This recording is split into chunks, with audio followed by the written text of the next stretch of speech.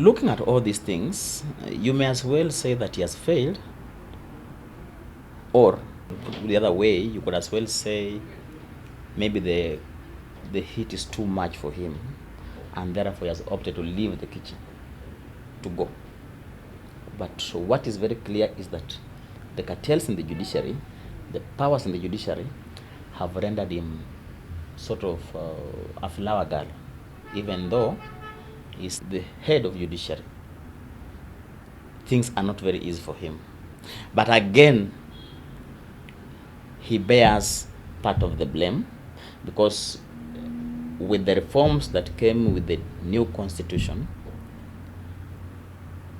everything went down or collapsed under Mutunga's watch just after the judgment on the presidential petition in 2013. I think that's when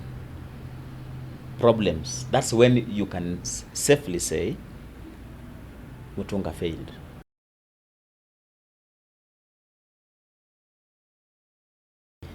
Not necessarily. Maybe what we shall be having are more revelations of corruption within the judiciary and the Supreme Court for that matter.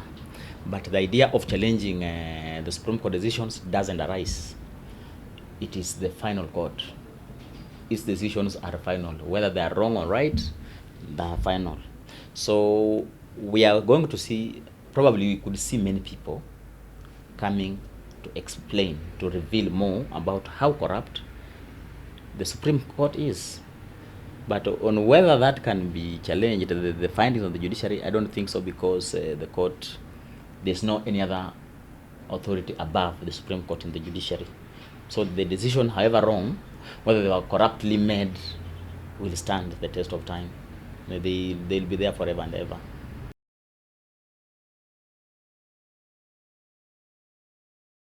The first thing to note is that as much as allegations are being made by outsiders, it's important to note that one,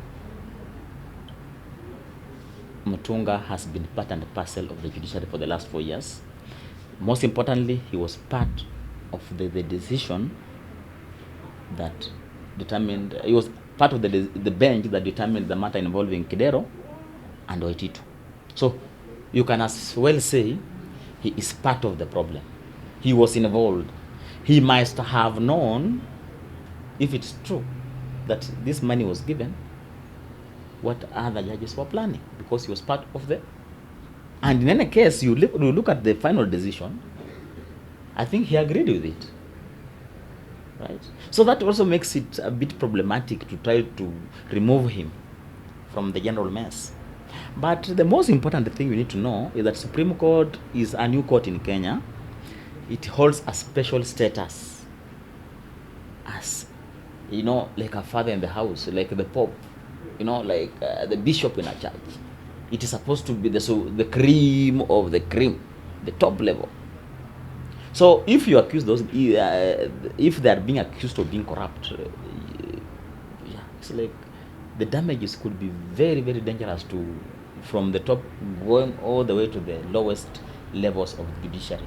So the consequences are that then if a court of appeal judge is corrupt, then nobody is clean in this judiciary. Everybody is rotten, right from magistrate, clerks, and all that are corrupt. More so in a place or a court where the Chief Justice himself, the President of the Supreme Court, and the Chairman of the Judicial Service Commission sits. That's where it's so corrupt. It can only motivate other junior officers to be corrupt.